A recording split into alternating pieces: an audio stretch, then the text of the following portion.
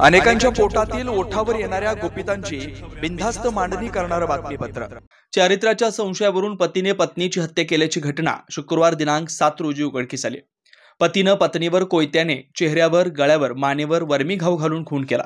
मनीषा दिलीप धावत्रे वय 40 राहणार स्वामीमळा असं मृत महिलेचं नाव आहे। तर आरोपी पती दिलीप मनोहर धावत्रे वय 45 हा घटनेनंतर स्वतःहून शिवाजीनगर पोलीस ठाण्यात हजर झाला असून त्याला पोलिसांनी अटक केली।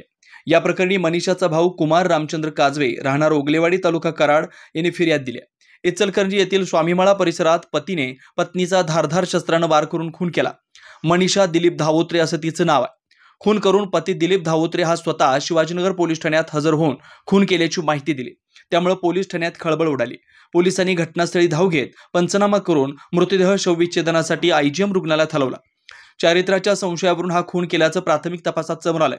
स्वामीमळा परिसरात दिलीप धावत्रे हा परिवारासह राहण्यास आहे। तो यंत्रमाग कारखान्यात दिवाणजी म्हणून काम करतो। त्यांना 2 मुलं आहेत। मुले आपल्या आजोळी राहतात। गेल्या काही दिवसापासून दिलीप आपल्या पत्नीवर संशय घेत होता। त्यामुळे दोघांमध्ये वाद होत होता। काही वेळा नातेवाईक येऊन हा वाद मिटवत होते। काल गुरुवारीही मनीषा व दिलीप यांच्यामध्ये मोठा वाद झाला होता। याचाच राग मनात धरून दिलीप याने पत्नी मनीषा ही घरी झोपलेली असताना मध्यरात्रीच्या सुमारास तिच्या मानेवर आणि तोंडावर धारधार शस्त्राने वार केले। यात मनीषा हिचा जागीच मृत्यू झाला।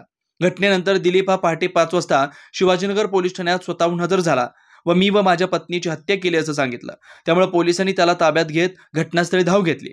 घटनास्थळी पोलीस उपाधीक्षक समीरसिंह साळवे, पोलीस निरीक्षक सचिन पाटील यांनी पाहणी केली। घटनास्थळी बघ्यांनी मोठी गर्दी केली होती। बेधडक निर्भीड बिनधास्त मांडणी करणारा खबऱ्या लाईव्ह।